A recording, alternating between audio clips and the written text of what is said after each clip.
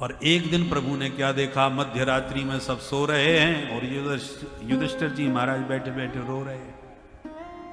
प्रभु ने जब कारण पूछा तो दुखी हृदय से युधिष्ठिर जी बोले, जिन बंधु बांधवों के साथ हम सुखपूर्वक रहते थे, अरे घर परिवार में बर्तन खटकते ही रहते हैं, थोड़ा नोकझोंक हो भी जाती थी, पर बुरे भले जैसे भी हो दुर्योधन आदि मेरे भाई थे, आज उन सबको मार के हम किसके साथ सुख से बैठे। हमने महाभारत युद्ध तो जीत लिया, पर खुशियां किसके साथ मनाएं? बांधवों के बीच में ही तो खुशियां मनाई जाती हैं। मैंने सब खो दिया। भगवान ने बहुत समझाया पर कुछ समझ में नहीं आया, तो प्रातः होने पर पितामह भीष्म के पास पहुंचे, जो बाणों की सैया पर अभी भी लेटे हैं। पांडवों ने प्रणाम किया, गोविंद पर दृष्टि पड़ते ही पितामह भीष्म गदगद हो गए। प्रभु आप पधारे हो, आपके लिए ही पड़ा था बाणों की सैया पर। अब एक निवेदन मेरा सुन लीजिए, कहो। बोले, सदैव देवो भगवान प्रतीक्षता कलेवरम यावदिदं हिनोम्यहम् प्रसन्नहासा ऋणलोचनो लसन् मुखाम्बुजो ध्यान पथश्चतुर्भुज।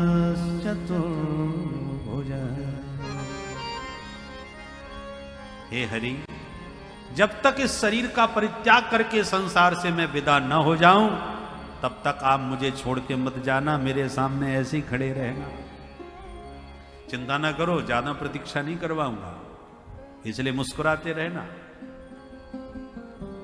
भगवान मुस्कुरा गए और माधव की मुस्कान देखते ही पितामह भीष्म के शरीर की सारी पीड़ा समाप्त हो गई। युधिष्ठिर जी उनसे अनेक प्रश्न करने लगे। पितामह भीष्म उनको शास्त्रानुसार उत्तर देने लगे।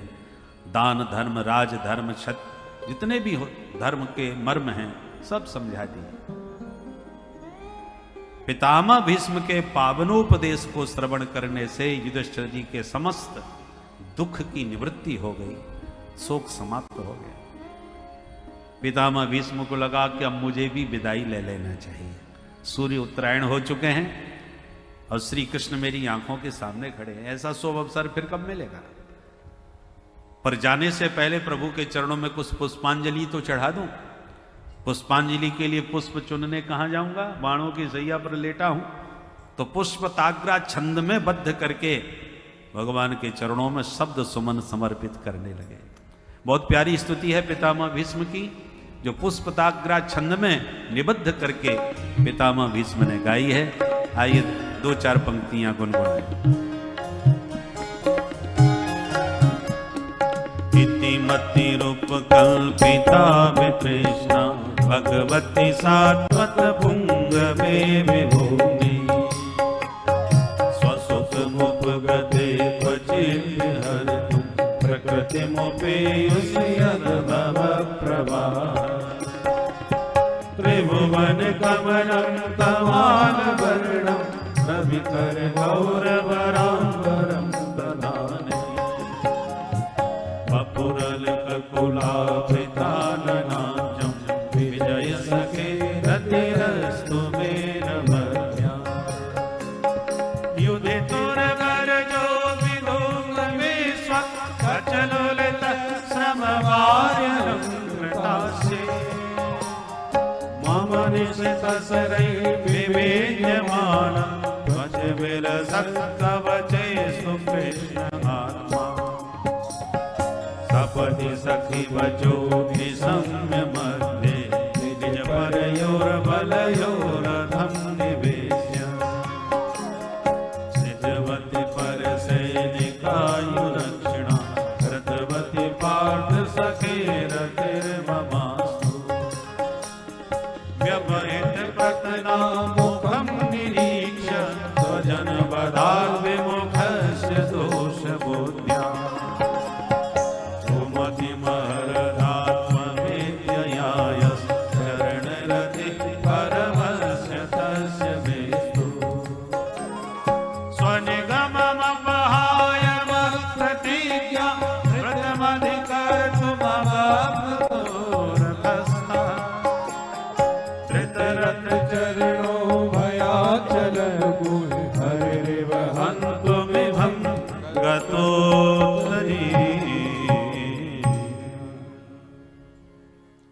बहुत प्यारी स्तुति पितामह भीष्म ने गाई। शुभारंभ इति से किया है, जबकि प्राय विराम शब्द में इति शब्द का प्रयोग होता है। पर श्री गणेश में इति क्यों लगा दिया? पितामह भीष्म कहते हैं महाराज अब मैं जो बोल रहा हूं मेरे शब्दों की इति, अब आगे मुझे कुछ बोलना नहीं है, अंतिम शब्द है, शब्द समाप्त। अथवा अब मेरे जीवन की इति, अंतिम समय आ गया, इन श्वासों की इति होने वाली है। और फिर आपके मुखचंद्र का दर्शन करते हुए शरीर त्याग के जाऊंगा तो हमेशा के लिए आने जाने की भी इति, लौट के अब आना भी नहीं। पर इन सबकी इति करने से पहले एक निवेदन है। क्या?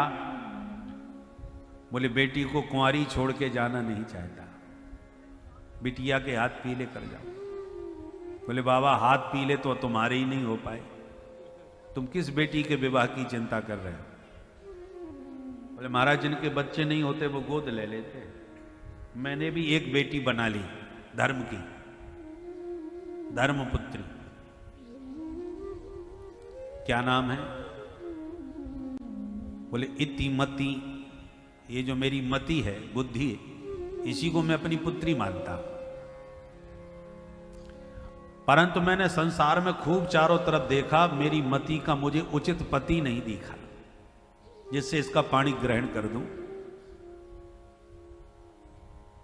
भगवान बोले तुम्हारी पुत्री ज्यादा पढ़ी लिखी है क्या? बोले हाँ महाराज, इसमें योग्यता बहुत विशेष है। क्या?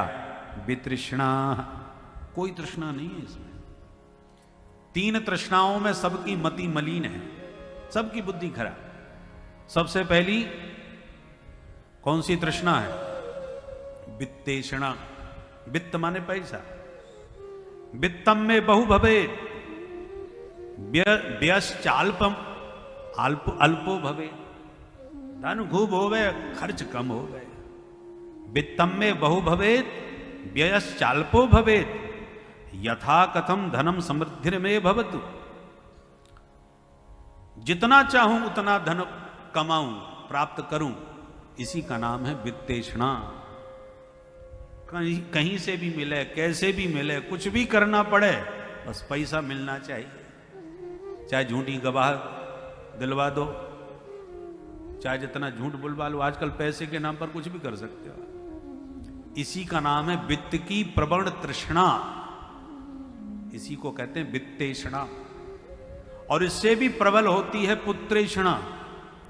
पुत्राने भवेयुः। अगर ये भजन और वीडियो आपको अच्छा लगा हो तो आप इसे शेयर करना नहीं भूलेंगे, लाइक करना नहीं भूलेंगे, और जो मेरे चैनल को सब्सक्राइब नहीं किए हैं आप लोग इसे हमारे आस्था ATV को सब्सक्राइब अवश्य करेंगे। मेरे खूब बेटा धन्यवाद। सब शीलवान, आचार्यवान, चिरंजीवी हों, धनवान हों, यशस्वी हों, तेजस्वी हों, ऐसी जो भावना है उसका नाम पुत्रेषणा है। ये वित्तेषणा से भी जबरदस्त होती है। पैसा सबको प्यारा लगता है, परंतु बेटे से ज्यादा प्यारा थोड़ी है।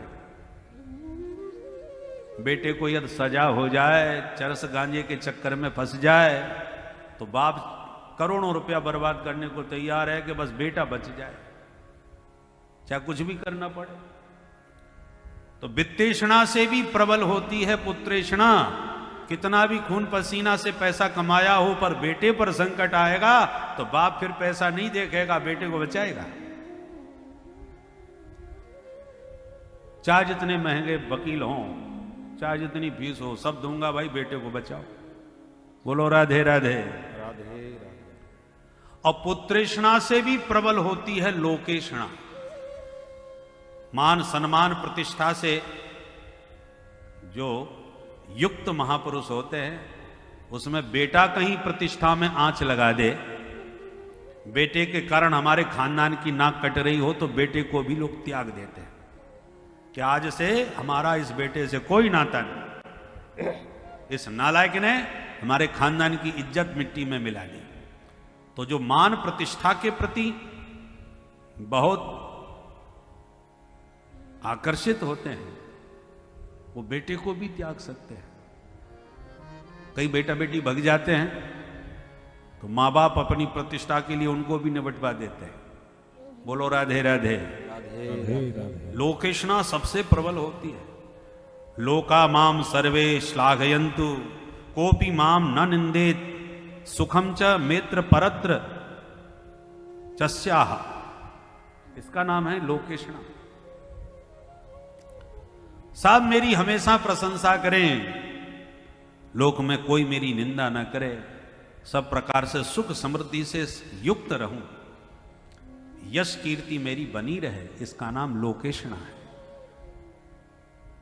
बड़े बड़े त्यागी धन त्याग देते हैं, बेटा बेटी त्याग करके बाबा बैरागी बन जाते हैं, और लोकेशना उनको भी नहीं छोड़ पाती। लोग जाने कि मैं कितना बड़ा त्यागी हूं, इसकी भूख तो रहती ही है। मैं कितना बड़ा तपस्वी हूं, लोग ये जान लें ताकि संसार में हमारी जय जयकार होने लगे। मान प्रतिष्ठा की भूख बड़े बड़े महापुरुषों को विचलित कर देती है। कंचन कामनी कीर्ति, ये तीन ककार बड़े खतरनाक हैं। कंचन से बचना,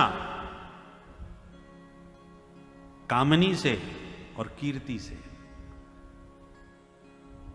फंस जाते हैं। परंतु पितामह भीष्म कहते हैं मैं मति वितृष्णा, मेरी बुद्धि में एक भी तृष्णा नहीं, और ऐसी निर्मल मति के पति तो प्रभु आप ही बन सकते हो, संसार में तो कोई है नहीं। इसलिए ये मति आपके चरणों में ही समर्पित करता हूं, क्योंकि मेरी मति आपकी बनेगी श्रीमती, आप बनेंगे इसके पति, तो आपके चरणों में करने लगेगी ये रति, फिर मुझे भी मिल जाएगी सदगति। मैं भी पुत्री को आपके साथ पाणी ग्रहण करके